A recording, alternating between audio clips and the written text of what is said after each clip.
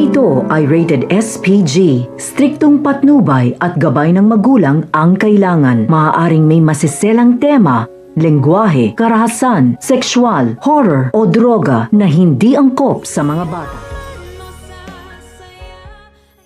Gagawin ni Annalyn ang lahat para hindi matulad ang kanyang lolo Pepe sa kanyang ninong Cromwell.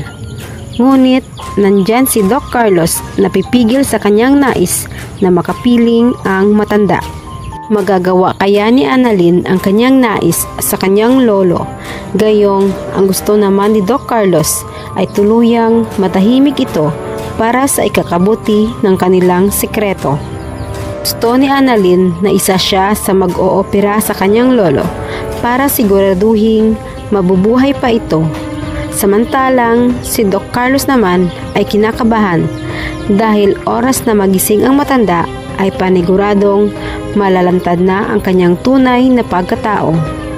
Ngunit dahil sa tawag ng tungkulin ay kailangan niyang gamutin si Don Pepe kahit labag sa kanyang kalooban. Hindi siya maaring magpahalata kay Annalyn na ayaw niyang makasali ito sa kanyang operasyon dahil baka makahalata ang batang doktor na may pinoprotektahan siyang tao. At sa isip niya, ito pa naman ang doktor na may malakas na pangamoy pagdating sa mga sekreto. At napapatunayan palagi nito na nagkakatotoo ang lahat ng kanyang mga hinala.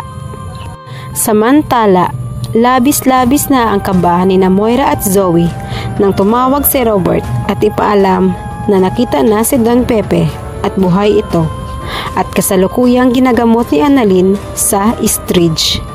Natataranta na ang mag-ina dahil paniguradong maninirahan na silang dalawa sa kulungan. Oras na magising na at ituro silang dalawa ni Don Pepe. Kaya palihim nilang kinausap si Carlos na kailangang hindi na makakapagsalita pa ang matanda at paniguradong lahat sila ay malalagot. Si Moira naman ay nag-iisip na ng alibay kung paano malulusutan ang nabuking na ugnayan nila ni Balahadja. Pinatikim siya ni Giselle ng sampal nang magpakita silang dalawa ni Zoe sa hospital para kumustahin ang kalagayan ni Don Pepe. Nagpalusot na lamang ito na tinakot umano sila ni Balahadja na tutuluyan nila ang matanda pag hindi sila sumunod sa gusto ng kahamang pulis. Ngunit hindi naniwala si Giselle at sigurado na itong ipapakulong niya si Moira. At si Zoe naman, kahit mahal niya si Don Pepe, ay napadasal na sana huwag na itong magising dahil magiging katapusan na ng kanyang mundo at ng kanyang pagiging tanyag.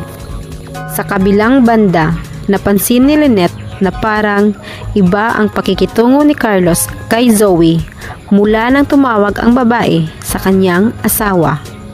At napapansin niya rin na parang hindi ito mapakali mula nang dalhin sa kanilang hospital si Don Pepe para gamutin at parang pinipigilan nito si Annalyn na tumulong sa paggamot sa kanyang lolo.